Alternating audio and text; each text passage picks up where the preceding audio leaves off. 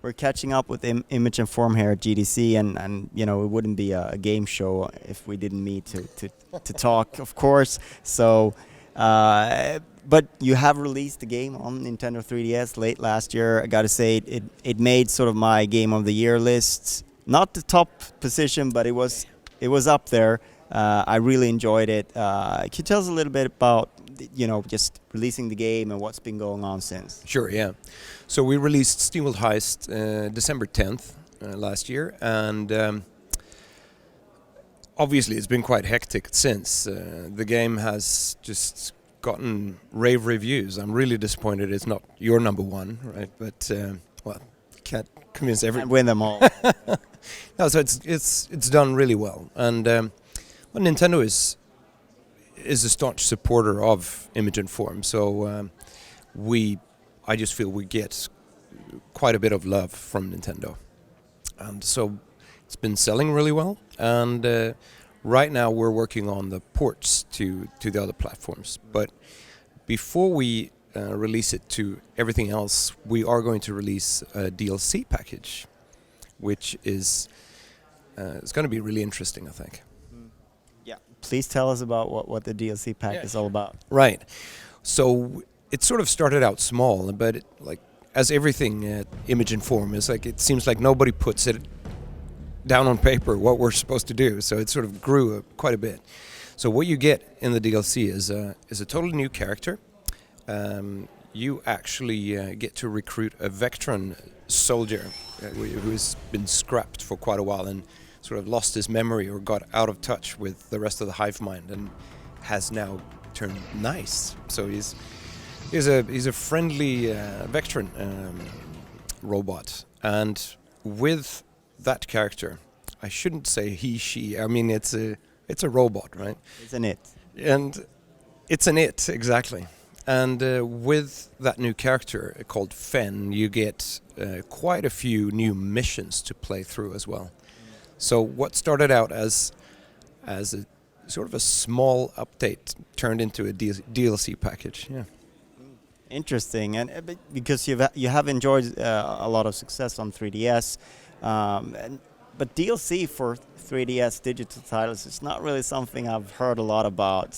You're sort of going into uncharted waters there. Again, yeah, and apparently it's very uncharted because making DLC for the 3DS is not trivial. It's actually quite hard because you can't, in the DLC itself, that cannot contain any programming code, so it's only assets actually. So you have to sort of do everything in two steps. Like Heist, when we released it, didn't support DLC in that way.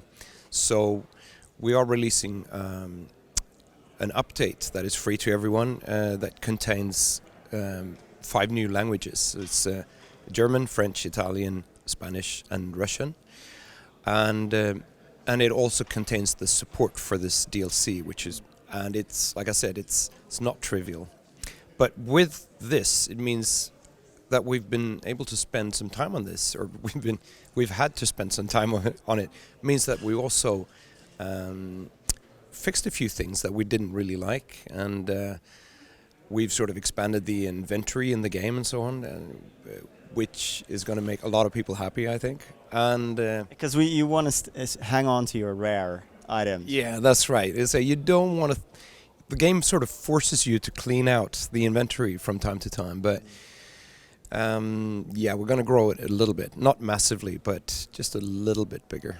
Yeah, and tons of polish and stuff. Yeah, stuff that we do at Image and Form. In terms of you mentioned the other platforms. What's the sort of the roadmap ahead for that? Of course, maybe the plans for that got a little derailed with the expanding DLC that you did. Yeah, well, you could say that, because what we're hoping to do is roll out the games like according to a staggered release schedule. But I think it's still going to be staggered, but it's going to be compressed a bit more than we thought. So the other platforms are going to come quite close to each other as the way it looks right now. And are you planning to include that DLC with the releases on the platforms out of the gate, or what's the thinking? Yeah, so that's going to be the way it looks now. At least it's you're going to get the game and you're going to have this optional DLC to download. If you like the game, yeah, then you can expand it at a very small cost, I think. What's the structure there? Because you play through these three worlds, if you will, in the game. And it sort of sounds like this is maybe sort of like optional missions. Is it part of that line, or is it something that's completely after you've completed the game? Or Well, that's a very good question, actually. It's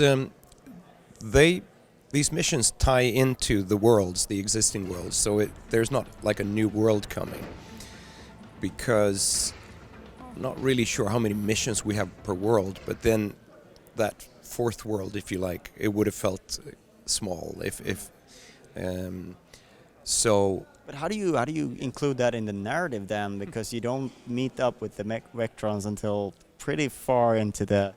Well, I said it took some time to make this, so it ties in beautifully. I would say it's sort of, it feels seamless. So if you haven't played it, you're not getting the actual story spoiled of the game by getting the DLC straight out of the gate. No, it's I think it's actually quite beautifully done. So yeah, I guess you have to buy it to sort of to find out how it's done. But it's quite clever, yeah. So without putting any words in your mouth, but you have any schedule ahead for the DLC, the other platforms? What sort of timeline are we talking about? Sure, yeah. So the DLC is obviously coming first, and then the other platforms are coming after that. Now that might sound very cryptic or like non-committal. The thing is that in the past I've been promising dates, you know, and I've been forced to eat that up so many times. So the guys and girls in the office have promised to kill me if I announce anything without their permission. but it's sort of that soon territory. It's definitely in the soon territory. Thank you so much for your time. Thanks, Bengt.